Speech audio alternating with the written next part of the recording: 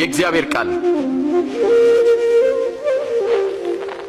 እነዚያ በመንገድ ዳር ላይ የወደቁት ዘሮች ቃሉን የሚሰሙት ናቸው። ዲያብሎስ ይመጣል፣ እንዳያምኑም ቃሉን ከልባቸው ይወስዳል።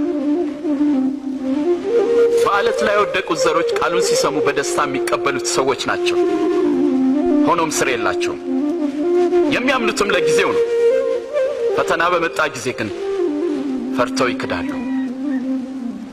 እነዚያ በእሾህ መካከል የወደቁት ቃሉን የሚሰሙት ናቸው፣ ግን ስለ ራሳቸው በማሰብ በባለጠግነታቸውና በምቾታቸው ይታነቃሉ። ስለዚህ ሙሉ ፍሬ አያፈሩ።